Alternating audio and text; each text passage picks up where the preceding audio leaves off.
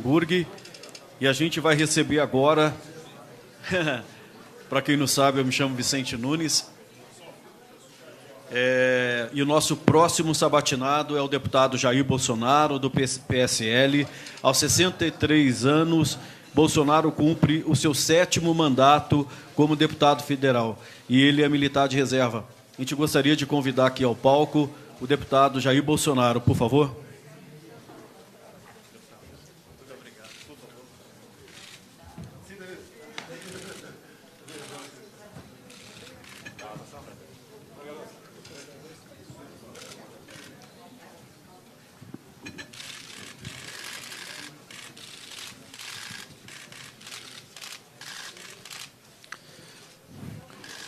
Deputado, vamos começar então a nossa sabatina. Gostaria de fazer a primeira pergunta para o senhor. Na questão econômica, o país viveu aí nos últimos 2 anos a pior recessão da história. Estamos aí com um exército de 13,4 milhões de desempregados. Se a esse grupo forem incluídos as pessoas que estão com subemprego, chegamos a 28 milhões de brasileiros que não conseguem viver com a própria renda. Eu lhe pergunto, o que o senhor vai fazer na economia para tentar reverter, resgatar o crescimento econômico sustentável que permita a criação de emprego, geração de renda e redução da pobreza? Primeiro, eu acho que esse número seria muito maior se levar em conta que quem recebe Bolsa Família é tido como empregado. Quem não procura emprego há mais de ano também é tido como empregado. São as metodologias. Esse número é assustador, no meu entender. Um presidente da República, um governador, um prefeito, ele não cria emprego. A não ser que ele abra concurso, leve em votação o surgimento de novos cargos comissionados. O que um governo tem que fazer é não atrapalhar quem quer empreender, quem quer investir, quem quer produzir alguma coisa. O que eu mais tenho tido reclamações junto a esse público, empresários, comerciantes, produtor rural, o governo é o sócio majoritário quando dá lucro. Quando dá prejuízo, os caras tiram o corpo fora. Então, o que eles mais pedem é o Estado interferir menos na atividade deles. E eu tenho conversado e tenho me assessorado de pessoas da área econômica, a gente vai aprendendo. Essa questão de humildade, é que temos que desburocratizar muita coisa, desregulamentar. A questão, estou vendo aqui, né, Sindifisco, um trabalho maravilhoso, mas em alguns setores, a fiscalização rural, por exemplo, ela vai além, porque leva-se em conta a subjetividade, e parte por aí, basicamente. É diminuir o tamanho do Estado, é o Estado necessário, não é zerar as estatais, mas diminuir. Poucas estatais é que dão lucro, E o que puder jogar para a iniciativa privada, você tem que jogar. Em algumas estatais, vê a questão do modelo, como a Embraer no passado. Então, passa por aí e, obviamente, passa por um presidente que tenha humildade de conversar com quem entende em cada setor para que a decisão seja tomada em conjunto.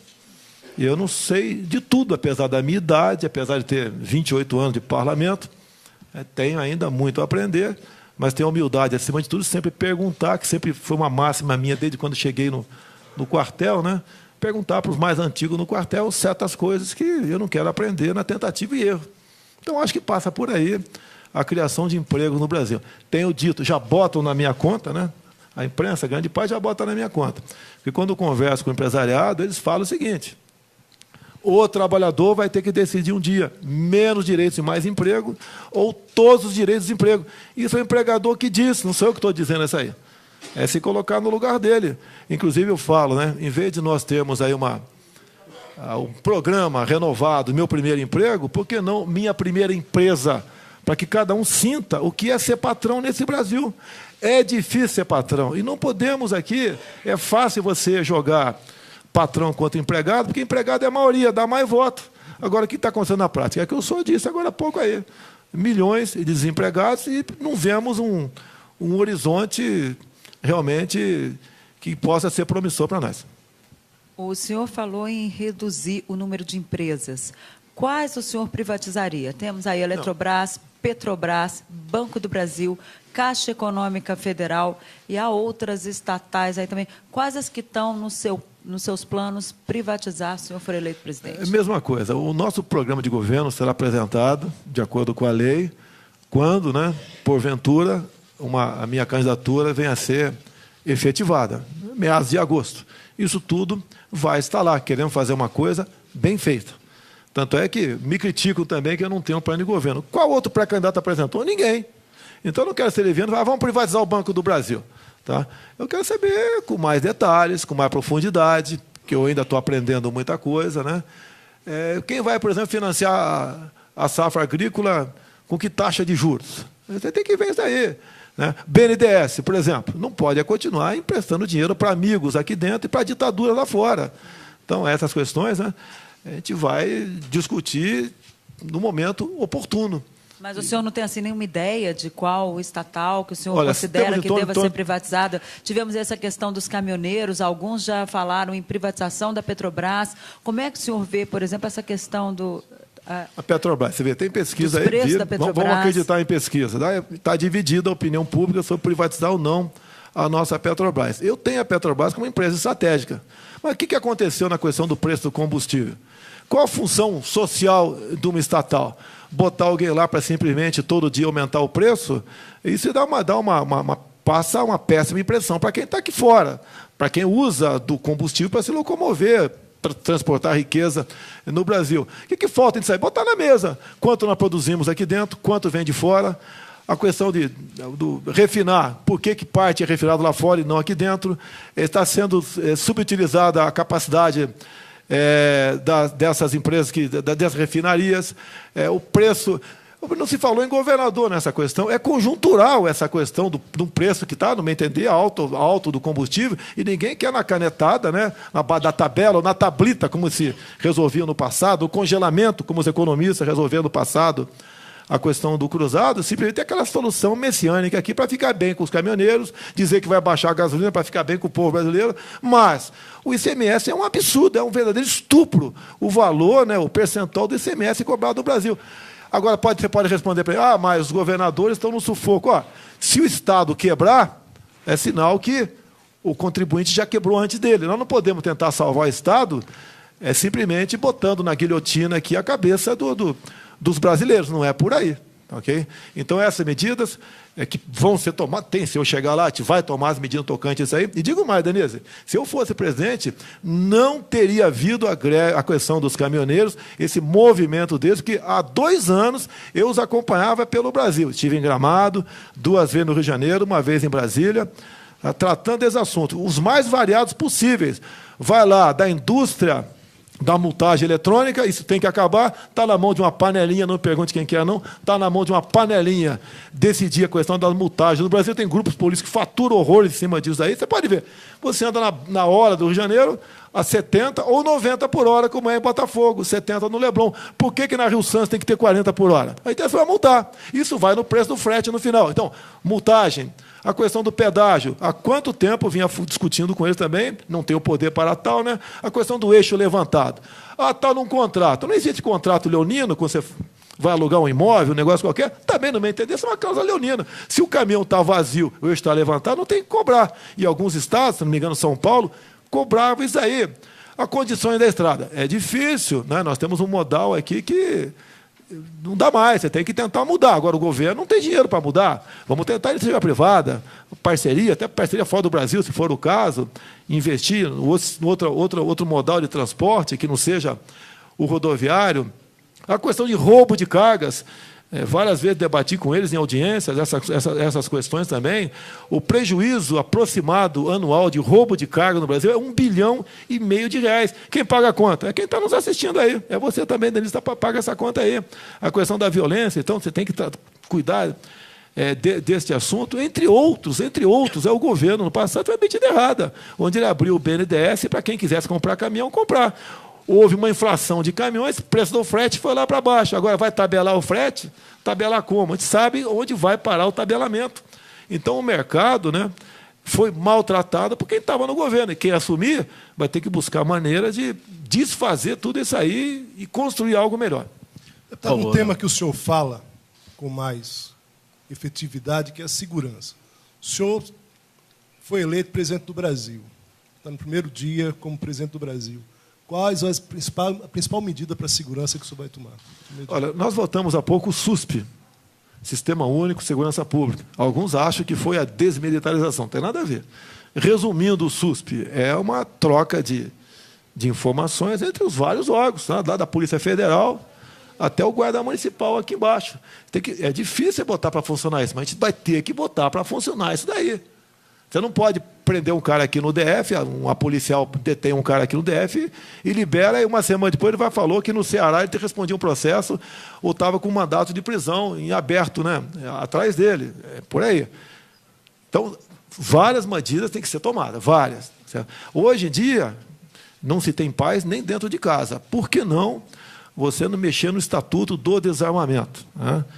Permitir ao cidadão de bem, com algum critério, não é jogar para cima, não. Né? A posse de arma de fogo também dá uma baita flexibilizada na questão do porte de arma de fogo. E outra questão, o pessoal fala sempre em investir na segurança. Né? Um governo federal não tem como interferir no salário do policial do Ceará, da Bahia, o nosso brigadiano lá do Rio Grande do Sul. Quem trata dessa questão salarial são os seus respectivos governadores. Agora, eu falo pelo policial militar do Rio de Janeiro, que eu tenho contato direto com eles.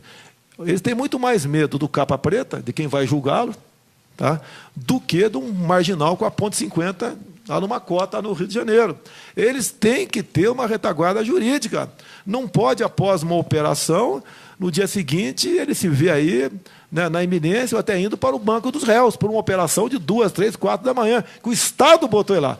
Então, essa retaguarda jurídica, eu chamo, né, excludente de ilicitude. Em operação, o policial civil, militar, federal, o nosso das Forças Armadas, em GLO, responde, mas não tem punição. Você pode ver, fuzil, basicamente, é no Rio de Janeiro, está na mão da bandidagem. Mas já chegou no Ceará. Está chegando em São Paulo.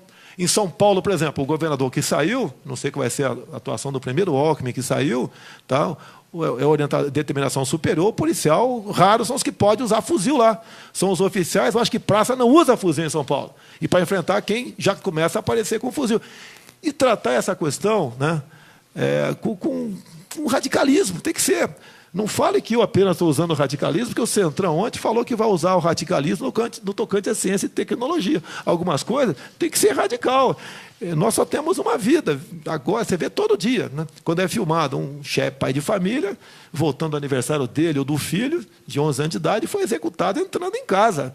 E esse cara tinha cometido 2 furtos no mesmo dia. Com toda certeza, esses já passaram por audiência de custódia, apesar do Major Olímpio, apesar do Major deputado Donzo Lorenzoni, por furtos anteriores. Eu acho que a chance de alguém que praticar um furto ficar detido é 0. Junto ao dia de custódia, tem que acabar com isso. E não vem com essa historinha, os presídios são cheios, não recupera ninguém. É problema de quem cometeu o crime. Tem que esperar matar alguém para prender quem vinha praticando furto a vida toda? Não dá para ser assim. Então, a questão eu sei que não é fácil, ok? Vou contar aqui com o coronel Miller, aqui da Polícia Militar de São Paulo, da Reserva, estamos contando com ele nessa elaboração de programa desse tipo. Tem que ser com gente como ele, não pode ser com um filósofo, com um antropólogo, né, que eu respeito a profissão dessas pessoas, né, para tratar essa questão tão grave e única entre nós, né, afinal de contas, vida, sem querer plagiar ninguém aí, né, a vida é uma só. Deputado, agora a gente vai ter uma pergunta aqui do jornalista Fábio Greck, do Sindifisco, para o senhor. Vamos continuar falando sobre segurança, deputado. O Brasil tem uma fronteira permeável e, quando se fala nisso, habitualmente, se diz que é preciso aumentar a vigilância eletrônica, a presença das Forças Armadas, reequipamento, aumento do efetivo policial. Por que é que, quando se fala em fronteira no Brasil, raramente se inclui a Receita Federal como integrante desse aparato de segurança? Por que a questão da vigilância das fronteiras é, habitualmente, uma questão de força bruta e não uma questão de inteligência? Tem que ter os dois lados, no meu entender. Tem a portaria de 2010 do Ministério da Justiça, que se aplica, como é do Ministério da Justiça, se aplica à Polícia Federal, ao pessoal os policiais aí que estão Força Nacional de Segurança, ao integrante das Forças Armadas de GLO, que, por exemplo, você não pode dar tiro de advertência. Se alguém com um carro ali suspeito furar uma barreira lá na fronteira, você não pode atirar em direção a ele, tem que deixá-lo embora. Você não pode abordar essas pessoas apontando a arma para eles. Então, essas medidas fazem com que aconteça o quê? O agente de segurança, cada vez mais, ele recue, ele não vá atrás de cumprir efetivamente o que seria a sua missão, porque não vai ter amparo do Estado. A inteligência é importantíssima. Nós temos aqui o CISFRON do Exército Brasileiro, não vai para frente, por falta de recursos. Se fosse para frente, lógico, aí seria inteligência, com a participação dos senhores. Eu até vejo aqui, você faz autuação muitas vezes, pode fazer teus colegas de milhões, dezenas de milhões de reais, tá? Interceptar alguma coisa, até autuar, e você, qual o porte de arma? Tem uma dificuldade para ter porte de arma enorme no tocante a isso aí também. Mas a inteligência, logicamente, que é bem-vinda. São 17 mil quilômetros de fronteira. Realmente não é fácil. Os Estados Unidos, que tem uma fronteira 4 vezes mais ou menos menor do que a nossa, não consegue selá-la com o México. Vamos ter dificuldade também aqui. Agora, você tem que também botar no escrutínio de licitude e fazer como a Polícia Militar de Mato Grosso do Sul faz muito bem, que eu tive em Dourados, tá?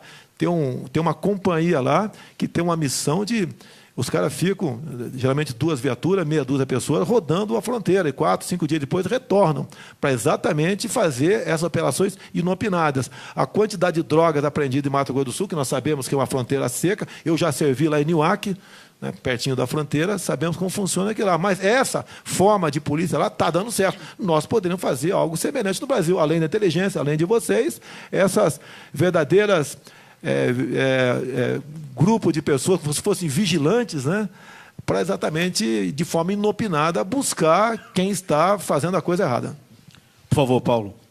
Deputado, a sociedade brasileira vive hoje uma situação de ódio, de embate, muito além das ideias, né? Quer dizer, eu queria saber o que o senhor pretende fazer como presidente da República para reduzir esse ódio, reduzir o preconceito na nossa sociedade brasileira, se é que o senhor acha que isso é uma atribuição do presidente da República. Olha só, a Alemanha inventaram lá o crime de ódio. Está dando um terror. Com a lei do crime de ódio aqui, se eu for presidente, eu posso prender você a qualquer momento. Você sabe disso. Tá? Eu acho que temos que ter liberdade total no Brasil. Tá? E não ficar inventando maneira de combater o ódio em nome do politicamente correto. O nosso problema não é esse. Quando alguém faz uma besteira com um terceiro, certo? Ele vai ser isolado pelos próprios colegas. Temos que deixar isso de lado, deixar o politicamente correto de lado. Não me entendendo essa historinha de ódio, quem mais fala em defender é exatamente o pessoal os radicais de esquerda. Tá certo? Eu sou uma das pessoas que mais sou atacado tocante a isso. Tem memes meus os mais variados possível. Eu não dou bola para isso. A população faz o filtro. Mas o senhor acha que não é um problema o ódio na sociedade? Não vejo esse problema. Deixa de lado. Nosso problema é outro. É a saúde, a segurança, é a nossa economia, é a educação. Não é isso. Isso, naturalmente, a sociedade afasta. Eu não tive meu tempo de moleque. Desculpa aqui, você de gordinho, de 4 olhos. Não tinha problema nenhum. Hoje, e o gordinho... Geralmente, quando ia bater pelado, chamava de gordo, você chamava, ele levava pancada em você. Hoje o gordinho virou mariquinha, pô. Exatamente por causa desse tipo de política. Se bem que tem muito gordinho machão aqui, eu tenho certeza disso. Vamos acabar com essa frescura, pô. Isso não é problema do Brasil. Nós temos um potencial enorme no Brasil, enorme, inimaginável. Ninguém tem o que nós temos. Eu costumo dizer na minha viagem, não só à Ásia com Onyx, né, bem como em Israel, com os meus filhos, tá? Quem pagou a viagem foi eu, tá? Não teve nada da Câmara, não. Tá certo? Olha o que Israel não tem, olha o que eles são. Olha o que nós temos, que nós não somos. Quando eu falo em nióbio e grafeno, eu levo pancada de um montão de gente. Bota o grafeno de vice, bota o nióbio de ministro.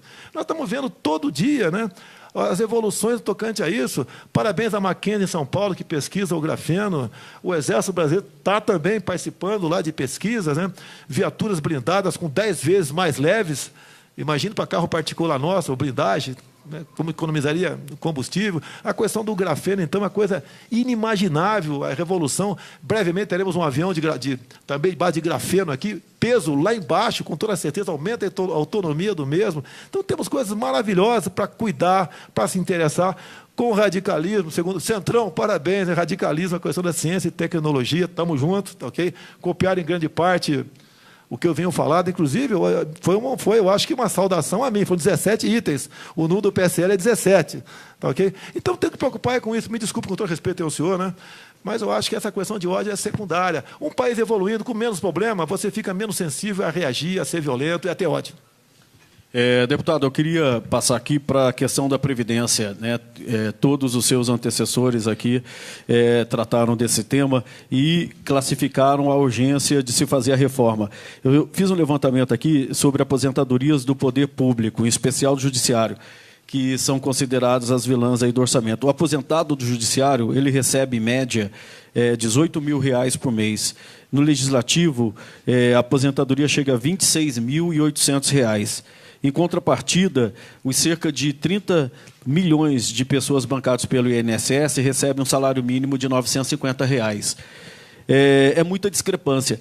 Como resolver isso? O senhor vai fazer uma reforma da Previdência? Bem, vamos lá. O senhor vai atacar os privilégios? Vamos lá. Vamos por parte aí.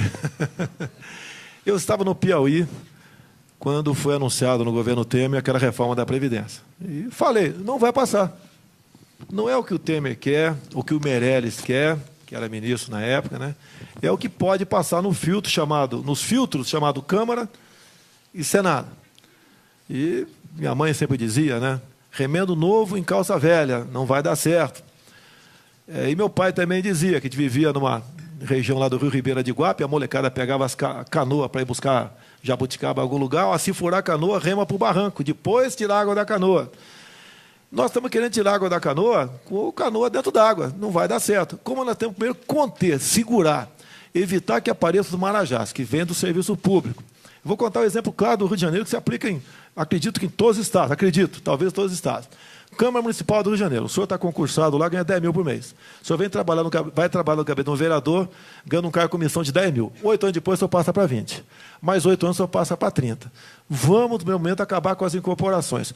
O que o prefeito Eduardo Paes, nos últimos dias da Prefeitura do Rio, fez lá no Rio de Janeiro? Estendeu o direito às incorporações aos servidores do Executivo.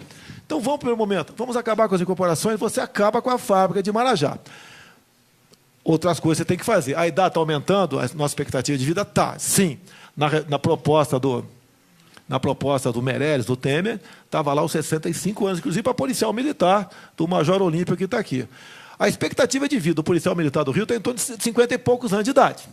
Está lá 3, 4 por semana que perde a vida, fora os que ficam com problemas de tiros, né, que, tendo em vista a vida que ele leva depois de reformado, diminui a expectativa de vida dele também. Até costumava dizer, né? O Major Olímpio disse para mim, o policial vai usar o fuzil como uma arma ou como uma bengala. Não é assim, vamos lá, não é assim, vamos com calma. Vai quebrar? Como está, vai quebrar. Mas dá para começar a resolver isso aí. E o grande problema é realmente o serviço público. Esse é o grande problema. O outro lado, você combate fraude, mexe em alguma coisa e vai devagar. Se quiser resolver tudo, vai ficar no discurso, vai haver um desgaste e não vai resolver. A esquerda, foi, em especial o PT, que mais torceu para essa proposta vir ser votada, porque eles saberiam que a proposta não seria aprovada e quem votasse favorável estaria marcado por ocasião das eleições futuras.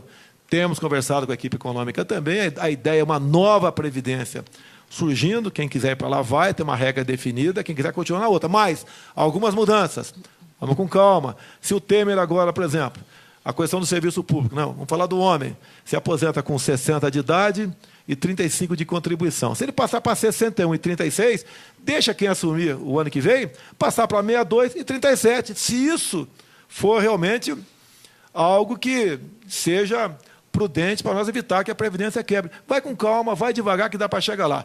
Apenas fazer um discurso para agradar o mercado, o pessoal do mercado conversou muito comigo, apesar da minha inexperiência, me criticaram lá atrás, mas hoje, em grande parte, concorda comigo. Vai devagar e sempre que nós chegamos lá. Bom, deputado, vamos tratar aqui de um tema fundamental para a sociedade, que é a educação. O país já está muito atrasado nessa área e a gente percebe que hoje os dados indicam que a União é quem menos investe em educação. Os estados investem mais, 40%, os municípios 41,8% e a União apenas 18,2% em percentual do PIB. Qual é a sua visão sobre os papéis dos entes federados no financiamento da educação? O senhor acha que é preciso federalizar a educação básica? No caso, o senador Cristóvão Buarque tinha, inclusive, uma proposta nesse sentido que já está em discussão, foi aprovada no Senado. E como é que o senhor vê a universidade pública? As pessoas devem também, quem tem condições, tem que pagar uma taxa na universidade pública? Qual é o objetivo, no meu entender, da educação? É colaborar na economia lá na frente. Você vai ser jornalista, ele vai ser médico, ele vai ser um técnico em rádio e televisão, via curso médio. E nós não estamos fazendo isso. Não estamos fazendo isso aí. Hoje em dia, uma parte não desprezível, né, são analfabetos funcionais. Quando se fala em federalizar, é muito bom para agradar prefeito. Quem vai pagar, o professor aqui vai ser a União. A União não tem dinheiro para pagar ninguém. Não adianta falar em percentual. Você vai aumentar o percentual, vai tirar da onde? Mais de 90% do nosso orçamento é uma despesa obrigatória. O que falta, no meu entender, na educação? Eu gostaria de trabalhar nisso, né? Primeiro, das verbas federais, aí sim, né? Tirar um pouco mais de cima e jogar mais embaixo. Nós temos que começar do zero. Nós temos quase como... Não é não financiar a universidade. A universidade consome o maior quinhão dessa parcela, né, da União que é aplicada em educação. Aplicar mais na educação básica, né? Aplicar mais no ensino médio. Dar uma ênfase muito grande no ensino médio. Você pode ver, eu, como tenente do Exército, fiz o curso de geladeira e máquina de lavar roupa, lá em Madureira. Algum demérito nisso? Nenhum. Eu perdi a paciência, o cara estava cobrando muito caro, fazer o curso. Em 2 meses fiz o cursinho, e hoje em dia, se eu treinar 2 dias aí, eu sei que vou ganhar no mínimo 10 mil por mês consertando geladeira e máquina de lavar roupa, que não tem mistério. Vocês, com toda certeza, mais inteligentes do que eu que são, né? Em vez de 2 meses, em 15 dias aprende a consertar esse negócio. Aplicar nisso aí. O que nós queremos é que a pessoa, o ser humano, o homem, a mulher, vá ganhar seu salário na frente. Comece a esquecer o Estado, né? E o Estado tem que colaborar nessa área. E repito aqui, o objetivo do Ministério da Educação é ajudar na economia formando bons profissionais e não formando militantes. É o que, em grande parte, a nossa universidade forma no Brasil. Você pega as 200 melhores universidades do mundo, não tem nenhuma no Brasil. Quantas investem em pesquisa aqui? Eu conheço a Mackenzie, talvez mais algumas, com toda certeza, né? Investe nessa questão, mas a Mackenzie não é pública, é privada. E temos que estimular essas questões nessas áreas para você realmente poder ter um retorno lá na frente. Isso vai demorar quanto tempo? 15, 20, 30 anos, não sei. Nós temos que desintoxicar grande parte que vem acontecendo na educação no Brasil com essa história de formar militantes em universidades. Deputado, como é que, caso o senhor seja eleito, como é que vai ser o contato do senhor e a negociação do senhor com o Congresso? O senhor passou 28 anos no Congresso e aprovou projetos que a gente pode contar no dedo, talvez 4, aí no máximo, chegando a 4. Quer dizer, mostra claramente, durante esses 28 anos, uma dificuldade clara de negociação. Como é que o senhor vai tratar desse tema, quer dizer, sabendo que para governar, para ser presidente, é preciso essa negociação do Congresso, já que durante esses 28 anos que o senhor passou no Congresso, efetivamente, o resultado em relação a projetos aprovados pela sociedade é mínimo? Primeiro, eu acho que você poderia fazer uma pesquisa, né, a produtividade de cada deputado. Quanto cada deputado aprovou de projeto. Você pode falar para mim qual é a produtividade? Tá. Não, eu não tenho esse dado. Eu posso fazer uma pesquisa. Fazer a pesquisa, você pode falar. Mas você fez a pergunta, né? Eu poderia, na próxima vez, eu te garanto que eu vou dizer a produtividade. Dividir por 513 o quantidade de projetos aprovados no corrente ano. Você vai dar uma média abaixo, tenho certeza que vai dar muito abaixo de 1. Okay? E ver a qualidade. O último projeto meu, que eu aprovei, foi uma emenda ao projeto. Vale o projeto, é o voto impresso. Que o Supremo deve julgar hoje o fim dele. Está a ser 14 horas. A sociedade está assistindo aí. Vamos ficar sem poder auditar as eleições. Será que tem fraude? Eu desconfio. Eu acho que muita gente desconfia. E quem não desconfia não tem como comprovar que não há. Então, a qualidade do projeto também. Agora, mais importante, eu prefiro meu time fazer 30 gols no Campeonato Brasileiro todo e ser campeão na frente, ganhando tudo por 1-0, do que fazer 30 e levar 80, ou ter que fazer 50 e levar 80. Então, muitos projetos nós impedimos que fosse aprovado lá. Com agora a ideologia de gênero, a questão no PNE, há pouco tempo também, com a participação de vários parlamentares, a união nossa contra os péssimos projetos que temos andando pela Câmara. Como agora tem um projeto lá tramitando, Eu não vou discutir o método dele aqui agora, se é constitucional ou não, né, para dar 13º para presidiário que trabalha. Tá? Não sei, não vou entrar no método tocante a isso. Eu acredito que não seja uma boa proposta nesse sentido. Então, os péssimos projetos tem que contar para o teu lado. Né? O pessoal só lembra do Túlio Maravilha, né? Do goleiro lá atrás, que pegou 10 pênaltis, ninguém lembra. Por favor, faltou, peraí. Faltou como negociar. Eu quero agradecer ao Centrão. O Centrão acabou de dizer que vai votar comigo ano que vem se eu for presidente. Que ele diz aqui no item 14, olha que coisa bonita o Centrão aqui, né? E tal fazer política e não na velha e esgotada fórmula de convivência baseada nas trocas de cargos e verbas por votos dentro do parlamento, muitas vezes com feições nada republicanas. Então, eu espero negociar com o Centrão, os deputados desses partidos, né, baseado nisso que vocês escreveram. É isso que nós queremos, sem o tomar lá da cá. Afinal de contas, tivemos agora o primeiro parlamentar do Petrolão aí condenado, tá ok? Outros virão. E nós queremos evitar exatamente isso aqui. Nós só temos um voto para vender lá dentro, se quiser vender o voto lá dentro. Então, o Centrão aqui deve compor 200 deputados, eu sei que já vou contar com o apoio deles para governar lá dentro, tá ok? Política tem que ser feita com verdade, não é com mentira. Porque essa época agora é para todo mundo dizer que a Denise tem 20 anos de idade, que você é cabeludo, tá ok? Eu sei que você tem 25, Denise, tá ok? Denise tem 25. Agora, o senhor está contando, no caso do Centrão... No caso do Centrão, o senhor está contando com um grupo que mais barganhou nos últimos anos, né, deputado? Nós vamos... Que fez essa política do tomar lá da cá. Ou seja, o senhor está contando com um grupo que, nesse período, foi o que mais barganhou. Você tem razão. Inclusive, quando lá atrás o Joaquim Barbosa leu seu voto no mensalão, né, ele falou que o único parlamentar que não foi comprado pelo PT foi o senhor Jair Bolsonaro. Tá, okay? Não participei desse grande Centrão lá atrás. Agora... Já fizemos, não, mas se é para fazer a mesma coisa, prezado colega, né? Se é para fazer a mesma coisa, vai continuar a roubalheira, a corrupção está aí. Não é apenas levantar a bandeira da ética, como está aqui na outra proposta do Centrão, em época de campanha. Fazer uma cartinha de paz e amor, como o Lula fez por ocasião das eleições. A minha proposta baseia-se em João 8,32. E conhecereis a verdade vos libertará. Nós temos que ter a verdade acima de tudo, mostrar realmente, botar na mesa o que está acontecendo, tomar decisões. Com toda certeza, caso eu chegue, é sinal que, vocês podem ver, nós não temos fundo partidário. Eu não vou usar os 3 milhões dos 1.700.000 que eu tenho direito a usar no fundo democrático. Não vou usar, ok? Vou continuar fazendo campanha na raça e talvez aqui fazendo aí o crowdfunding, aí eu pedir dinheiro na internet. Agora, se eu chegar, é sinal que quem votou em mim, votou do coração e com a razão. E os projetos apresentados por mim vai ser aqueles que eu tenho conversado junto a brasileiros em todo o território nacional, que há interesse por parte deles. Então, acredito que tem que ser por aí. Se é para fazer a mesma coisa... Por favor, votem em outro. Se achar que eu não vou governar, sem eu tomar lá da cá, sem entregar ministérios, sem entregar estatais, diretoria de banco, por favor, votem em outro. Deputado, temos mais uma pergunta aqui do Fábio, do Sindifisco.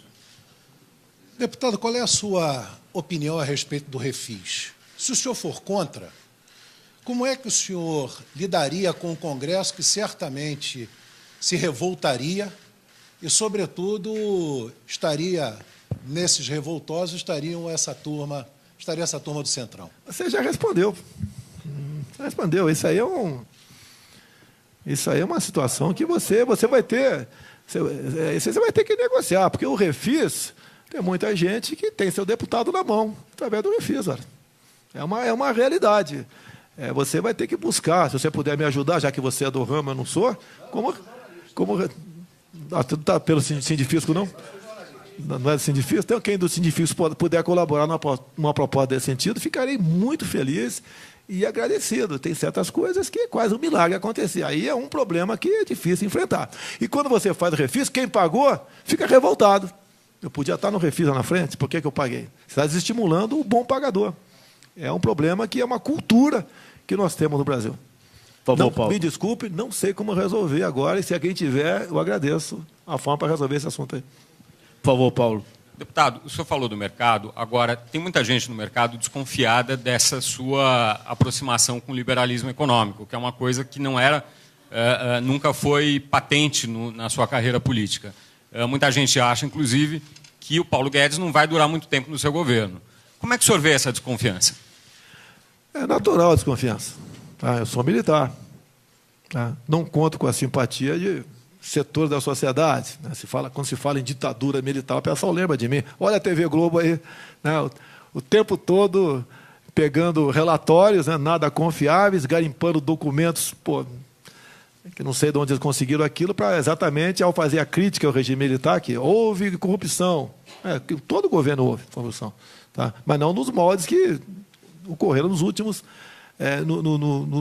anos, isso daí. Então, eles batem o tempo todo. Então, a desconfiança é natural no tocante a mim. Agora, eu sou uma pessoa de palavra. Nunca desonrei minha palavra, zelo para a minha honra, tá?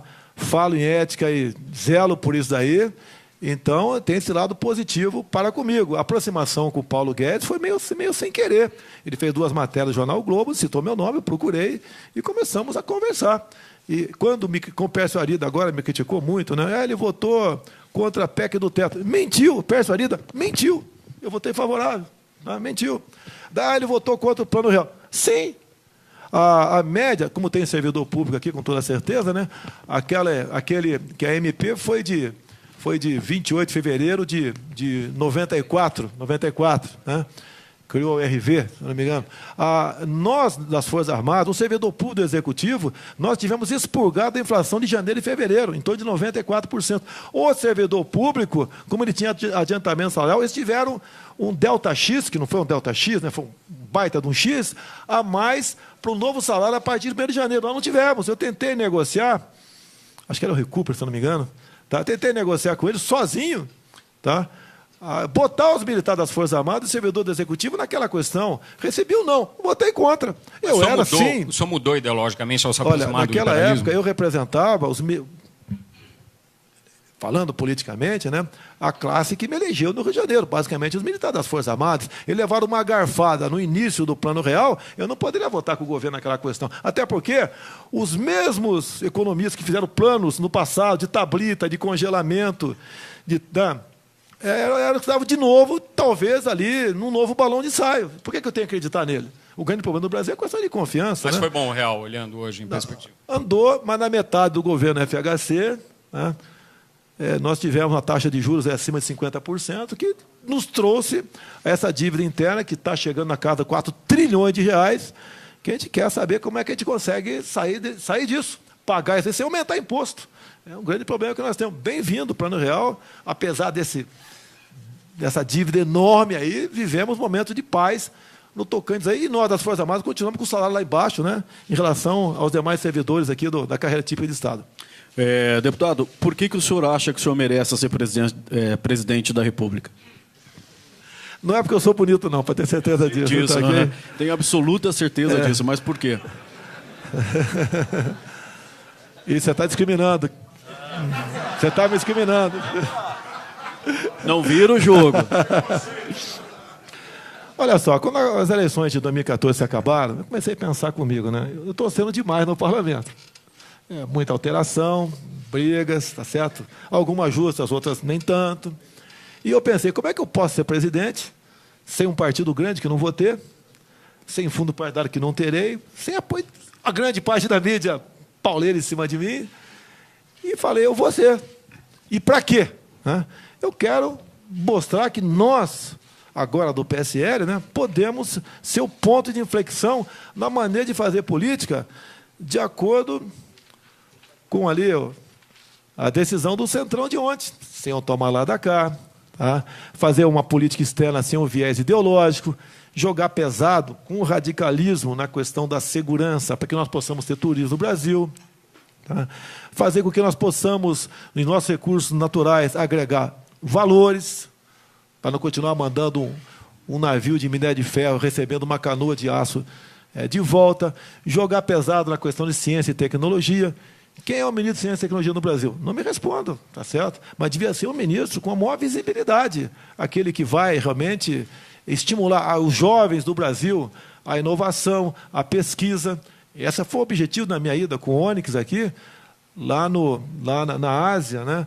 Para ver em loco como funcionam essas coisas. Sei que é uma viagem bastante rápida, mas deu para ver muita coisa. Uma coisa que me surpreendeu lá na Coreia do Sul, né? Nas escolas, energia elétrica por teto solar. Lógico que visa a economia, mas, por outro lado, mostra para a garotada desde cedo, né, que aquilo ele pode usar na casa do pai dele, no sítio do pai dele. Tá? São as coisas que vêm da escola. Queremos resgatar os valores familiares. Para mim, a família tradicional é importantíssima. Nada contra, brincadeira que eu fiz contigo, na questão LGBT. Cada um vai ser feliz da maneira que bem entender.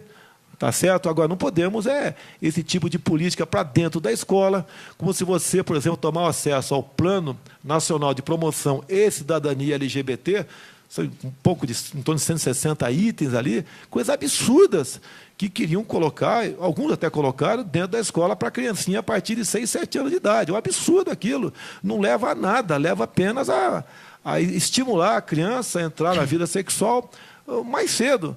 A questão de ideologia.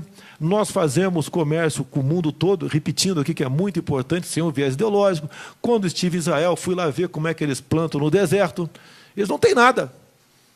E são muito melhores do que nós. Nós temos tudo. E estamos aqui na situação por quê? Basicamente por causa da classe política que eu represento também. Que quando você aprova uma coisa, eu, o Onyx, o Major Olímpio, nós temos responsabilidade mesmo contra o nosso voto. E a nossa casa que aprovou aquilo rejeitou uma boa proposta. Então, através do exemplo, tentar mudar o Brasil. Basicamente é isso. Okay?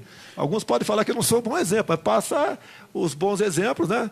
Eu sempre dei com a minha vida no dia a dia dentro da Câmara. Você pode ver, me critico questão de verba de gabinete. O ano passado, eu poderia gastar 400 mil, gastei 200 mil. Ninguém fez uma matéria me elogiando. Agora, quando aumentou minha verba de correio, que eu gastei, passei, não sei, de X para X mais Y, desceram o cacete de mim.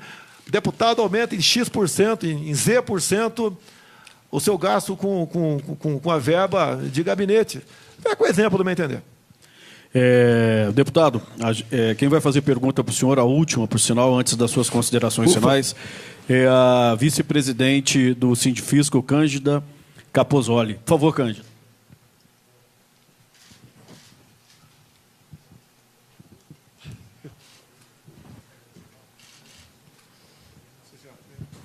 Bom dia ou boa tarde a todos, deputado. Primeiro, agradecer ao senhor pela participação aqui em nosso evento em conjunto com o Correio Brasiliense. E a minha pergunta, que é a pergunta do Sindifisco Nacional, que está sendo feita a maioria aqui dos pré-candidatos. Que tratamento o senhor pretende dar, deputado, à defasagem da tabela do imposto de renda pessoa física?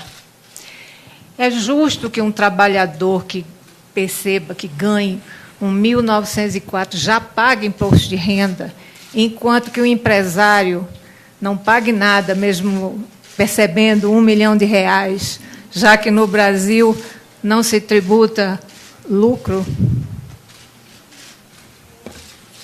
Obrigado. Bem, o que eu tenho visto ao longo dos anos, nós não temos imposto de renda, temos redutor de renda.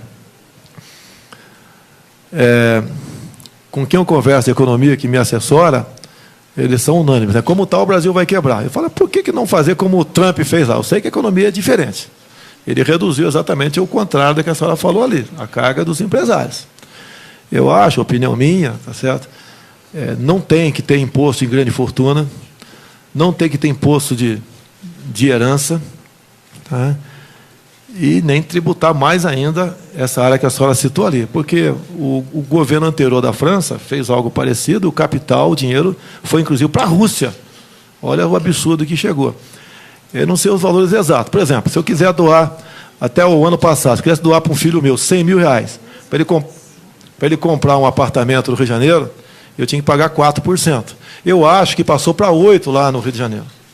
Então, essas medidas de tributar mais, tentar tirar de quem está produzindo as duras penas, que hoje não é pena produzir, é para quem vender. O povo está sem poder aquisitivo. Eu acho, modestamente, a senhora pode ter opinião diferente da minha, parece que tem, né? E eu, depender de mim, ninguém mais vai ser tributado, muito o contrário. Buscar maneira de diminuir isso daí, porque como está, vai quebrar o Brasil. A Inglaterra, não sei se 15 ou 20 anos atrás, tinha uma carga tributária de 28% do PIB, passou para 21%.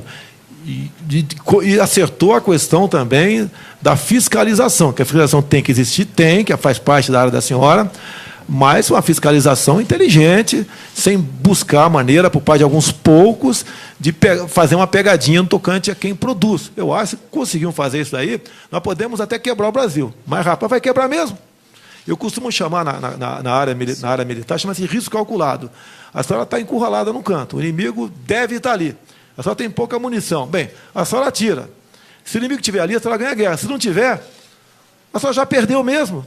Então, a questão da carga tributária nossa, imposto de renda, eu acho que nós devemos começar gradualmente a recuperar esse confisco, na verdade, que correu nos últimos anos. Complementando a pergunta, o senhor tem um projeto de reforma tributária já? Está pronto. Ideias básicas, assim, está pronto, a ideia básica, assim, não vou fornecer, porque isso só na época oportuna. Geralmente, eu tenho dito que a minha proposta vai ser uma das piores. Por quê? Vai ser verdadeira. Tá? Isso a senhora sabe, que tem colega, com toda certeza, colega da senhora aposentada, que trabalham nessa proposta para candidatos que têm recurso. O senhor acha que tem que taxar o quê, então? O senhor disse que não pode taxar renda, mais ninguém, não pode taxar fortuna, nem coisa... De onde que tira o dinheiro? Denise, desculpa, eu sei que eu não quero ser patrão no Brasil. Eu tentei ser um tempo atrás, quando vi que ia me dar mal, saí fora.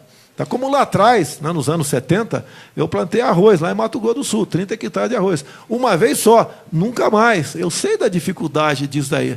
Eu sei do terror que vive quem produz nesse país, preocupado com fiscalização, porque só pode, com todo respeito, dificilmente você não vai pegar algo errado numa empresa, dificilmente vai pegar o errado lá.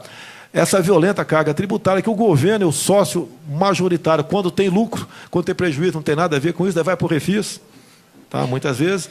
Tá? Então, a minha proposta, que eu falei para quem está me ajudando na economia, é exatamente não ter mais nenhum percentual no tocante a isso, né? Que, afinal de contas, foi apresentado há pouco tempo ao Laffer, gostei muito dele, nós já ultrapassamos essa curva há muito tempo. Bom, deputado, o senhor tem 2 minutos aí para as suas considerações finais. Bem, muito obrigado pela oportunidade. Eu até aceitei, porque seria tratado dessa forma carinhosa e respeitosa, como foi por vocês. Em alguns outros programas não estou aceitando, porque o objetivo está um pouco politizado, querem me derrubar porque eu estou na frente, né?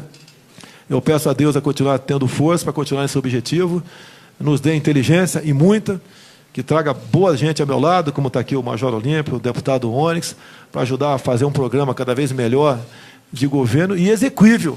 Tá? Vamos resgatar os valores familiares, vamos respeitar a criança em sala de aula, vamos ter um bom currículo para que lá na frente, o formando lá na frente, possa ser um bom profissional para ajudar a nossa economia. Vamos, se Deus quiser, ter força junto ao parlamento para mexer na legislação penal, para nós realmente tirarmos do convívio da sociedade por tempo justo quem comete crimes. Vamos buscar fazer comércio com o mundo todo, vamos tirar o viés ideológico desse tipo de comércio, estimular o turismo no Brasil. Nós temos uma Baía de Angra, por exemplo, a citar só um exemplo, estou de olho no tempo ali, uma coisa maravilhosa, mas tendo em vista a política ambiental, aquilo passou a ser um estorvo, um problema para nós. Vamos, se Deus quiser, conseguir fazer da Baía de Angra um grande polo turístico para o mundo. Quem vai lá uma vez, né, se apaixona, hoje não pode mais, que tudo é estação ecológica. Vamos mexer nos currículos escolares para que a garotada aprenda realmente que tem que ser aprendido em sala de aula. Vamos lutar por uma imprensa livre de todo, né, sem exceção, que tenha a liberdade de imprensa seja plena, obviamente, né? A gente pede sempre o zelo para transmitir a verdade, que é muito importante para nós, não podemos ficar longe da verdade. E, no meu entender, se Deus quiser, elegeremos um correntiano agora, um homem ou uma mulher. Honesto, que é muito difícil no meu meio, mas teremos um homem ou mulher honesto, que tenha Deus no coração e seja patriota. Muito obrigado. Correio Brasiliense, acabou meu tempo. Deputado, Correio Brasiliense e o Sindifisco agradecem muito aqui a sua presença e as portas estão abertas. Pode voltar sempre. Muito obrigado. A Cândida do Sindifisco gostaria de te entregar aí as propostas do sindicato aí para o senhor na área tributária.